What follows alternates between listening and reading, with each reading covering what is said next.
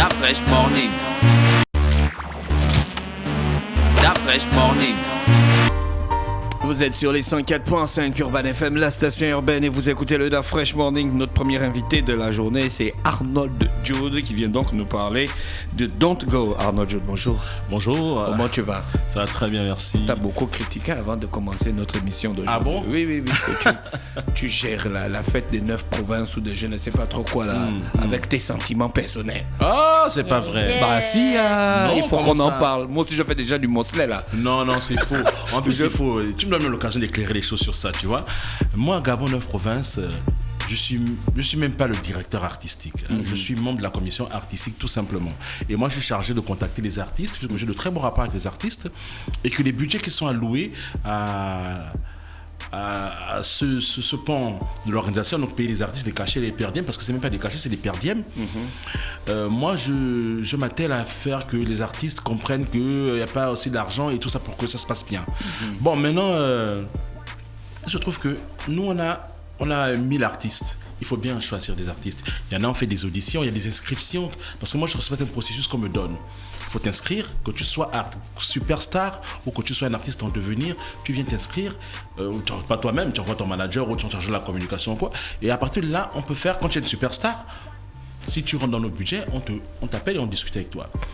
Si tu es un artiste qui est en devenir, tu passes les auditions, si tu es retenu, mais quand le budget le permet, on te propose ce qu'on a, et si c'est pas bon, tu prends pas. C'est tout simplement comme ça. Je fais pas d'affinité, non, mais vraiment loin de là. D'accord. Mais évidemment, il y a des choses qui sont humaines, qu'on peut pas changer. Si toi, Da Fresh, par exemple, tu m'appelles en me disant que bon, j'ai mon artiste, voilà, et puis je sais qu'elle a le potentiel, mais j'hésite pas à le faire. Ouais, tout à fait. Voilà. Merci pour cette petite précision. Non, c'était juste pour te fatiguer un peu à l'entrée de notre interview. On vient parler de Don't Go, mais surtout d'une signature à Sony et d'un nouveau compte, le compte Arnold Jude Vevo. Ouais. Comment ça s'est passé tellement vite? Comment ça s'est fait? Arnold Jude tient Phoenix au moment où personne ne s'y attendait, sans prévenir. Ouais. On se lève un matin comme ça, on voit les gros logos des Sony. Tu as surpris tout le monde. Exactement. C'est ce que tu voulais faire? Bon, ouais, on va dire comme ça, mais en fait, c'est que ça s'est fait tout doucement. Hein. C'est pas un projet qui sort comme ça tout d'un coup. C'est un projet, ça part depuis 2015. Ah, d'accord. Depuis 2015, voilà. En 2015, je me souviens, j'étais à Paris avec mon producteur, donc le propriétaire du label Afro Record, parce qu'il faut préciser que l'Afro Record, c'est pas un label gabonais, c'est basé en Guinée équatoriale et au Sénégal. Et donc, j'étais avec le producteur et le directeur général d'Afro Record à Paris qui devait lancer leur premier artiste qui s'appelle Stephen King, qui avait fait deux feats, un avec Rick Ross et puis un autre avec Sean Kingston. Donc, on regardait des vidéos et tout ça, machin. Et puis, c'est à ce jour-là qu'on a décidé que je serais signé Afro Record. Et puis, avec le temps, ça s'est fait. Et petit à petit, voilà, c'est arrivé jusqu'à Afro Record, là, j'ai signé avec Sony et je me suis retrouvé à Sony. Et donc, c'est vraiment une histoire assez particulière. Mais on ne t'attendait pas sur ce marché-là? Non, mais en fait, mais sur quel marché? Sur le marché, oui, de l'afrobeat. Voilà, d'accord. Mais en fait, c'est que si vous suivez bien ma carrière, moi je suis un artiste je suis éclectique. Hein. Depuis le début de ma carrière, j'ai fait des choses de manière différente. Mon premier album, Tcho, sous le côté Tendresse, la première chanson, ça, c'était déjà un peu de l'afrobeat à l'époque. J'étais en avance sur mon temps. Voilà. Et cet album, pour la petite histoire, cet album qui sort en 93, il y avait 6 titres dessus. Les 6 titres étaient écrits en anglais. Ouais. Mais comme j'étais sur le local, on m'a conseillé que non, je chante en langue et tout ça, et on a tout traduit en langue. Regarde, le rappeur qui intervient dans Tendresse, justement, Sidney Anguillet, qui était membre du groupe PFM, il rappe en anglais. Lui, il a des rappeurs en anglais. Mon deuxième album, Mien, dont est extrait la reprise de Bob Marley, Song of Freedom, comme moi j'appelais Song of Freedom, de Redemption Song, c'est en anglais. Ouais. Et quand vous écoutez l'album a 80% en anglais, hein, et c'est de l'afrobeat. Hein. C'est vraiment de l'afrobeat déjà à l'époque. Donc j'étais un peu en avance sur mon temps, mais voyant que ça ne nourrissait pas son nom ici à l'époque, les gens n'étaient pas trop chauds dans ça, quoi. Ils ont plutôt marché, ils ont plutôt accroché avec Mélélélé. Voilà. Donc moi je me suis dit, ça là, moi j'ai envie de vivre de ma musique, j'ai envie d'avancer avec. Bon, pour le moment, puisque je peux pas faire ce que mon cœur désire, je vais m'adapter. Et c'est comme ça que y avait le groupe Vibration qui marchait très bien avec leur Elone et tout ça. J'ai dit, mais ça, moi je sais le faire. Et je trouve que ça marche très bien, je sais le faire, j'ai appris ça dans les enfants du monde. Je sais chanter l'enfant, je sais chanter en téké, je vais faire ça, je vais essayer. Et puis j'ai fait Elone 2000. Elone 2000, c'était l'apothéose. C'est vraiment le disque que j'ai le plus vendu. Et je pense qu'on a vendu, c'est ma soeur qui me produisait à l'époque, on a vendu, je pense, pour 50 millions comme ça. Wow. C'était vraiment incroyable. Elone 2000, on vendait ça en carton. C'est les Maliens qui achetaient ça, qui venaient acheter des cartons de cassettes, des cartons de singles comme ça, des CD. Et on dispatchait ça partout dans le Gabon. Et donc après, j'ai fait dans cette tendance-là. Mais de temps en temps, je suis revenu sur mes premiers amours. J'ai fait Tchitché Koulé, j'ai fait Zizi Dena. Voilà, donc voilà, il faut dire que c'est mon truc en fait. Au départ, c'est d'abord ça mon truc. Déjà même à l'époque, et regardez même quand vous voyez mes vidéos, vous voyez bien qu'il y a quand même quelque chose d'urbain toujours dedans là. Il y a toujours quelque chose d'urbain dans les vidéos chantant dans le tradit moderne là. Je me mélangeais toujours parce que j'avais gardé cette fibre là et je l'ai toujours eu au fond de moi. Et donc quand mon label que j'appartiens à Faux Record m'a proposé cette nouvelle direction artistique, j'ai dit ok, il n'y a pas de problème. Est-ce que Sony t'impose une manière de faire? Qu'est-ce que ça implique d'être signé à Sony pour toi? Parce que je pense que tu es le deuxième artiste au Gabon. Oui, être signé après Chanel. à Sony, après Chanel. Donc, et surtout, je vais je vais ajouter quelque chose à la question de Dafresh, mais je vais ajouter la mienne. Lorsque on est un artiste et que on voit ces majors là de loin, on a toujours une idée bien particulière de ce qu'elles sont. Une fois qu'on y entre, est-ce que ça correspond à ce à quoi tu pensais? de l'extérieur. Bon, pas forcément. Mais bon, il faut s'adapter, hein, parce que les majors ont des contraintes, ils ont des exigences et on fait avec, d'accord? Quelles contraintes, par exemple? Sois un peu plus explicite. Quelles contraintes que tu sens? Qu'est-ce que tu ressens pour toi que c'est une contrainte dans ce que la major t'impose? Je ne peux pas sortir un son de là. Je peux plus. Pour sortir un son, il faut que c'est sur... Donc je ne peux plus t'appeler que Arnold vient au studio Traumatique poser une voix sur un son de... Mogoy par exemple. Non, je peux plus. Je dois forcément en référer à mon label qui en réfère à Sony. Voilà, parce que c'est toute une stratégie qu'ils ont mis en place. Et là, ce n'est qu'un premier projet. Hein, ce n'est que le premier projet. Et je peux vous dire que le meilleur reste à venir. D'accord. Voilà. Et les des exigences, ils t'exigent quoi? Ben, écoute, seulement en matière d'image seulement, ben, je peux plus faire n'importe quoi. Moi, je veux dire que je peux faire n'importe quelle photo. Les photos que je diffuse, sur, par exemple, seulement mon compte Instagram ou sur ma page Facebook, ben, écoute, je l'envoie d'abord pour dire que moi, je vais diffuser ça correspond. Ok, d'accord. Et quand tu veux faire un album, Sony participe à quel niveau? Mais non, il faut comprendre une chose, c'est-à-dire qu'il y a le label, Afro Record, et puis il y a Sony, la major de disques. D'accord. Donc c'est le label qui prépare tout l'album, qui fait tout ce qu'il y a, machin, qui contacte les gars au Nigeria, aux États-Unis, tout ça. Et puis le produit est prêt, le label va avec Sony, déjà en amont, ils ont à rediscuter sur le projet, et puis ils vont ensemble comment on doit le distiller, comment la stratégie qu'il y a à mettre en place. La distribution. Voilà.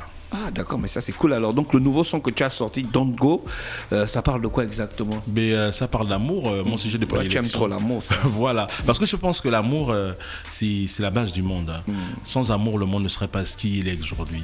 C'est vrai qu'il y a des gens qui sont méchants, il y a des gens qui sont du côté obscur de la force. De la force, mais c'est l'amour qui maintient l'équilibre, qui permet que le monde soit ce qu'il est. Et donc, moi, mon sujet de prédilection, c'est l'amour dans tous ses sens. Hein. L'amour paternel, maternel, fraternel. Quand tu parcours les réseaux sociaux, tu te rends compte que les hommes se plaignent de l'amour des femmes et les femmes se plaignent de l'argent des hommes. Ouais. Est-ce que tu penses que dans ce brouhaha-là, il y a encore l'amour? Oui, il y a l'amour. Il y a toujours l'amour. L'amour de quoi? Ben, l'amour, déjà, comme je disais, l'amour maternel, l'amour fraternel, surtout l'amour fraternel. Hein, parce que l'amour fraternel, c'est ce qui équilibre le monde. Toi-même, quand tu fais la page d'accueil de Facebook comme ça, tu vois les publications des gens? Non, mais d'accord. Mais je te dis parfois, que... les gens se plaignent parfois parce qu'ils ont un manque d'amour, parce qu'ils sont frustrés, parce qu'ils donnent plus d'amour qu'ils n'en reçoivent. Voilà. Un gars qui se plaint, par exemple, que tout ce qu'elle veut, c'est mon argent. Il ne se plaint pas pour son argent parce qu'il continue à donner. En réalité, il se plaint parce qu'il lui donne de l'amour. En fait, quand tu lui donnes de l'argent, c'est du genre la matérialisation de son amour, mais il ne reçoit pas en échange ce qu'il attendrait. Il aimerait bien qu'elle l'aime autant que lui l'aime. Tu vois, tout ça, ça tourne toujours. Je suis d'accord avec toi, Arnold. Oui. Tout ça tourne toujours autour de l'amour. C'est l'amour qui équilibre tout. Seulement les églises, les mosquées, et tout ça, c'est l'amour. Hein. C'est de l'amour. Est-ce que c'est l'amour que tu chantes? Est-ce que c'est l'amour que tu chantes dans Don't Go? Don't Go, on sent bien que tu dis à la fille ne pars pas. Oui, mais là, pourquoi elle veut partir? Elle veut partir parce qu'il y a des soucis dans le foyer. Qui a provoqué ça? Elle en a marre. Mais c'est le mec qui a déconné et tout ça.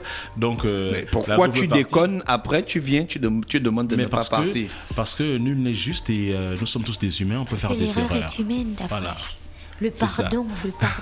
Il faut être responsable de ses actes. Arnold, où est-ce que le titre a été enregistré et où est-ce que le clip a été tourné? Le titre a été enregistré dans les studios d'Afro Record à Dakar. Et le clip a été également tourné à Dakar et puis à Saline, station balnéaire du Sénégal. Après toutes ces années où tu as travaillé au Gabon, pour certains de tes titres, tu les as fait en France et dans d'autres pays. Quand tu es parti tourner ce clip à Dakar au Sénégal et que tu as enregistré là-bas, qu'est-ce que tu as vu qui était différent, notamment dans leur manière de travailler, dans la manière de faire, dans la manière de tourner aussi? Oui, ce qui était particulier, parce que avant, quand je tournais mes clips, je m'implique, je gérais tout, je voulais tout. Mais là, je ne gérais plus rien. J'arrivais, je n'avais même peut-être presque pas le droit de parler aux techniciens, ni aux danseurs, parce que je ne les connaissais même pas, les danseurs, là, je vous le dis. Ils ont fait la chorégraphie avant que moi je n'arrive. J'ai appris la chorégraphie 5 minutes avant qu'on commence, 5 ou 10 minutes avant de commencer à tourner. Les costumes étaient déjà prêts. Voilà quoi, c'était vraiment une machine totalement huilée. Les heures sont respectées. Non mais c'était vraiment calé. Hein. Donc j'étais vraiment dégagé de... Tu n'étais pas frustré de ne plus être au four et au moulin? Toi qui as toujours été au four et au moulin. Un peu au départ. Je me souviens, il y a une scène que je me souviens, j'étais en train de danser, en train de trouver la vidéo, et je chantais pendant que je dansais et tout ça. Et mon producteur qui me dit, il arrête, stop! Non, tu chantes pas quand tu danses. Là, tu chantes pas. Je dis comment? J'ai toujours chanté quand je dansais. Ok, d'accord. Tu voulais craquer, hein? Tu voulais jouer le Gabonais, là, ton petit côté Gabonais. Puisque le réalisateur, c'est un Gabonais qui vit à Dakar, à Wandj. Voilà, c'est un Gabonais qui vit à Dakar. Et j'avais envie de parler. Bon, c'est un Gabonais qui a fait cette vidéo? Oui, c'est un Gabonais. Voilà. Et j'avais envie de parler avec lui et tout ça, qu'on parle, qu'on échange vraiment. Un bon Gabonais? Un bon Gabonais, comme c'est mon français qui est là et tout ça. Moi, je vais parler. Moi, je suis entouré des gens qui parlent en anglais et tout ça. Mais et moi, je parle. Le gars vient, il y a un assistant d'affaires qui vient, il me dit Arnold, ton producteur te regarde. Mais non, je veux parler un peu qu'on comprenne bien la scène là et tout ça. Moi, je pense qu'on devrait faire comme ça. Non. Bon, ok, on y va. Waouh. Ouais, mais à un moment donné, non, j'ai quand même pu m'imposer un peu, quoi. J'ai dit, non, il faut que je parle avec lui pour certaines choses et tout ça. Moi, j'ai dit, bon, écoute, vas-y, fais. Vas-y, on comprend quand même. Mais là, tu es dans un milieu professionnel, Arnold. Totalement. C'est vraiment différent de ce qu'on fait au Gabon. Hein. Oui, c'est d'une rigueur incroyable. C'est d'une rigueur incroyable. Et la chance que j'ai eue aussi, c'est que mon producteur, parce que le directeur général d'Afro Records, c'est quelqu'un, il s'appelle Mbaké Dioum. Mbaké Dioum, il est sénégalais américain. Et c'est quelqu'un qui a travaillé dans le showbiz américain. Donc, il a travaillé avec Céline Dion, il a travaillé avec Wyclef Jean, il a travaillé avec plein de gens comme ça, en Afrique P-Square et tout ça. Donc, c'est quelqu'un qui sait d'où il va. Oui, où veut m'emmener. C'est pourquoi moi, tu m'as proposé. Et je pense que le catalyseur de ma signature à Afro Records, c'était la célébration de mes 25 ans de carrière. Parce que mon producteur, qui est Ruslan Obianzue, le propriétaire de Afro Records, devait être là. Il devait être là pour assister au spectacle. Il n'est pas venu. Il a envoyé une équipe de 10 personnes d'Afro Records assister au concert. Et je crois que c'est quand ils ont suivi le concert, ils ont vu le live, ils ont regardé mes vidéos. Ils ont dit, non, le gars, il est complet. On tient un bon filon et puis voilà, on a la signature c'est faite, ils sont revenus ici, on a signé ici et puis à Afro Records et puis quelques mois plus tard j'apprends que je suis signé Sony Music. Et là c'est vraiment pour toi c'est intéressant cette signature. Oui, bien sûr c'est intéressant. Depuis que tu as sorti Don't Go, tu en profites vraiment du poids de Sony Music. Ah oui, et bien pourtant, sûr. Il y a des plateformes sur lesquelles on ne te voit toujours pas. Par exemple, sur Trace, on ne te voit pas. Non, mais par exemple, sur Trace, bon, pour la petite histoire, parce que la question revient régulièrement. C'est que Trace est beaucoup suivi en Afrique centrale. Bien sûr. En Afrique francophone. Et Sony a envoyé la vidéo, parce que c'est pas moi qui l'envoie, c'est ni mon label, c'est Sony qui s'occupe de ça. On envoie la vidéo sur Trace et cette vidéo n'a pas été validée pour des raisons que je ne saurais vous dire. Mais ce que je sais, ce que Sony m'a expliqué, nous a expliqué, c'est que Trace ne valide pas toutes les vidéos du monde. D'accord ? Donc c'est pas tous les artistes du monde qui passent sur Trace TV. Et que je pense qu'ils n'ont pas validé ce projet. Peut-être qu'ils valideront le prochain projet.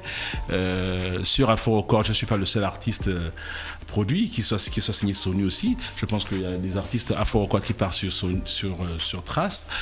Mais je voulais lever l'équivoque. C'est une l'occasion de lever l'équivoque à ce niveau en disant que peut-être qu'il y a des manigances ou des blocages ici. Non, moi je me mets au-dessus de ça. D'accord. Je me mets au-dessus de ça. Je me dis que la main de Dieu, le plan de Dieu, on ne peut pas l'arrêter. Quoi qu'on fasse, d'accord ? Si Dieu veut que j'aille loin, j'irai loin. S'il ne le veut pas, je m'arrêterai en chemin. Quelles que soient les manigances que quelqu'un puisse faire derrière, mais des fois, il le fait, mais quand il le fait, au final, ce sera à ton service. Ouais. Parce que tu vas bloquer un truc, moi je dis, mais pourquoi il bloque ? Mais c'est que le gars a certainement un certain intérêt particulier, il a un truc particulier pour qu'on puisse l'empêcher de passer.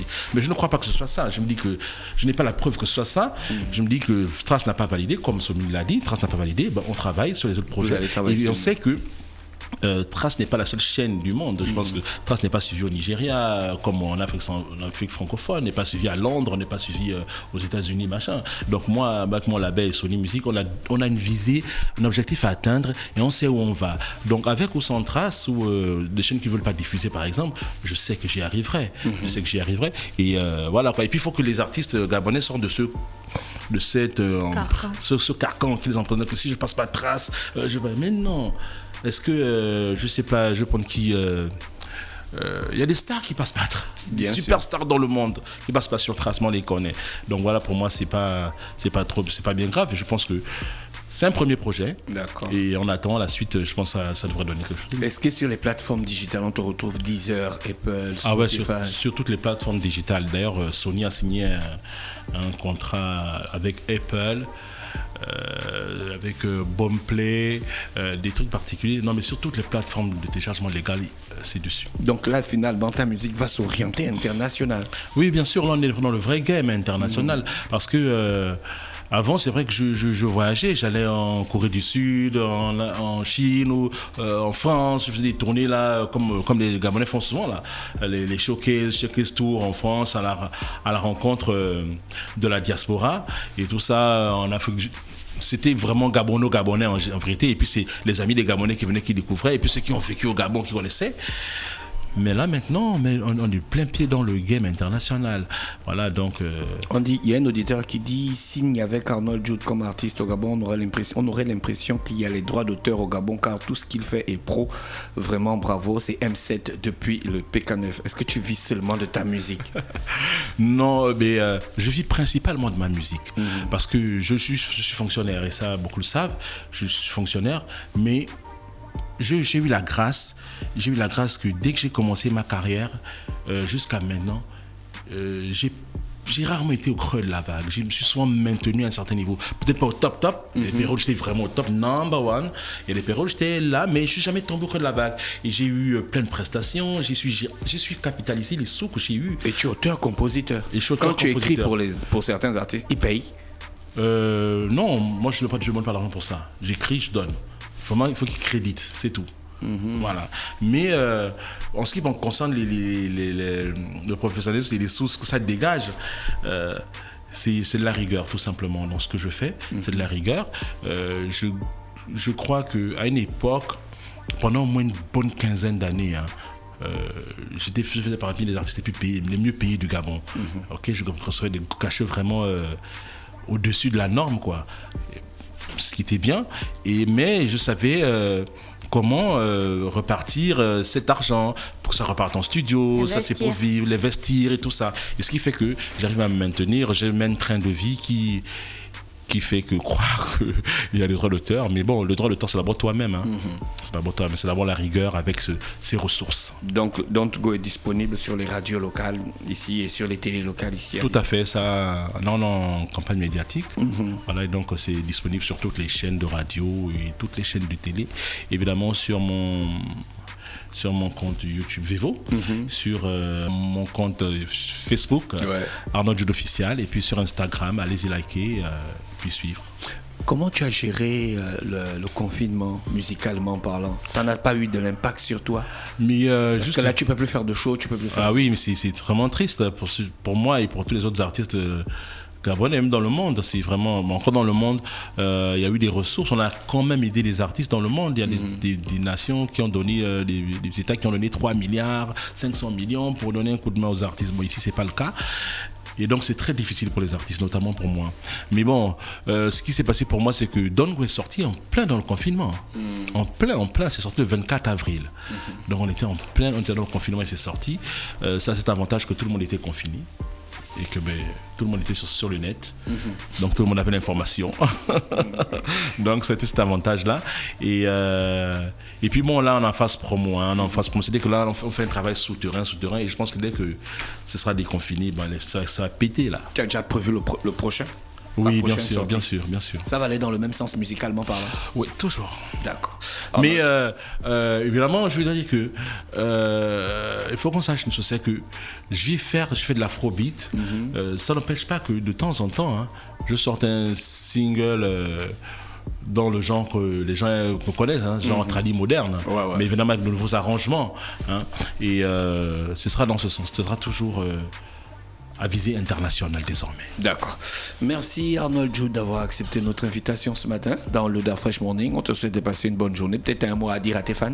Dire à mes fans que... moi fan, j'aime pas trop le mot fan. À ma famille. À ma famille, que je vous aime. Que 25 ans après, j'ai signé sur une major désormais. Donc ma musique est désormais internationale. J'ai besoin de votre soutien. La base, c'est le Gabon. Et il faut comprendre que c'est le vert jaune bleu qui est représenté à l'international. Donc on doit pousser. Allez, je vous attends sur les réseaux sociaux. Merci, restez connectés sur les 104.5 Urban FM, la station urbaine dans le Da Fresh Morning. Da Fresh Morning.